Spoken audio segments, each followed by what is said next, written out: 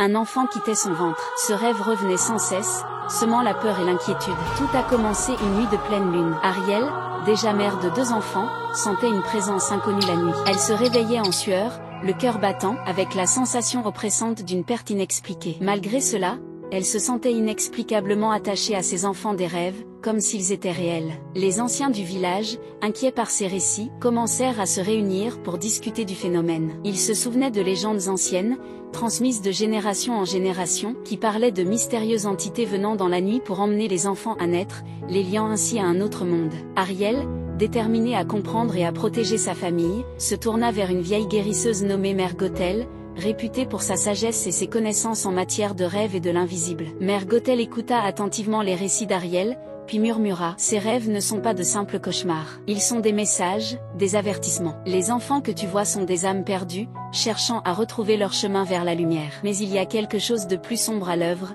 quelque chose qui veut les retenir. » Avec l'aide de Mère Gothel, Ariel entreprit un voyage spirituel pour comprendre l'origine de ses rêves et la nature des entités qui les provoquaient. Ensemble, elles préparèrent des rituels pour protéger la maison et les enfants d'Ariel. Elles allumèrent des bougies, brûlèrent des herbes sacrées en récite des prières ancestrales. Pendant ce temps, les anciens du village organisaient une veillée chaque nuit de pleine lune, espérant que leur union et leur force spirituelle repousseraient les entités malveillantes. Mais malgré leurs efforts, les rêves persistaient, devenant de plus en plus vifs et troublants. Une nuit, alors que la lune brillait intensément, Ariel fit un rêve plus clair que jamais. Elle se trouvait dans une forêt sombre, entourée de silhouettes d'enfants aux yeux tristes. Parmi eux, une petite fille s'avança et lui tendit la main. « Nous sommes piégés, murmura-t-elle. Aide-nous à revenir. » Réveillée en sursaut, Ariel comprit qu'elle devait aller au-delà des simples rituels. Elle devait trouver l'endroit de la forêt où ses âmes étaient emprisonnées. Le lendemain, accompagnée de Mère Gothel et de quelques anciens courageux, elle se mit en route vers la forêt. Au cœur de la forêt,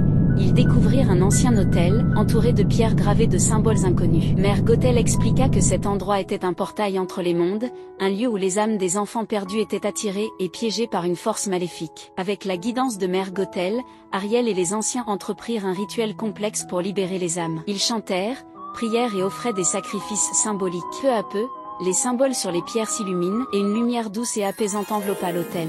Soudain, les silhouettes des enfants apparurent, leurs visages tristes s'illuminent de reconnaissance. La petite fille qui avait tendu la main à Ariel dans son rêve s'avança à nouveau. « Merci, dit-elle doucement. Nous sommes enfin libres. » Alors que les âmes des enfants s'élevaient vers la lumière, Ariel sentit une paix profonde l'envahir. Elle savait que, grâce à leur courage et à leur détermination, ils avaient réussi à briser le cycle des rêves et à protéger les enfants à naître de ces entités malveillantes. De retour au village, Ariel fut accueillie comme une héroïne. Les anciens, impressionnés par son courage et sa foi, la remercièrent profondément. Et bien que les rêves aient cessé, Ariel resta toujours vigilante, prête à protéger sa famille et son village de toute menace, visible ou invisible. Cette expérience renforça les liens entre les villageois, et l'histoire d'Ariel et de son courage furent racontées pendant des générations, rappelant à tous l'importance de la foi, du courage et de l'unité face à l'inconnu.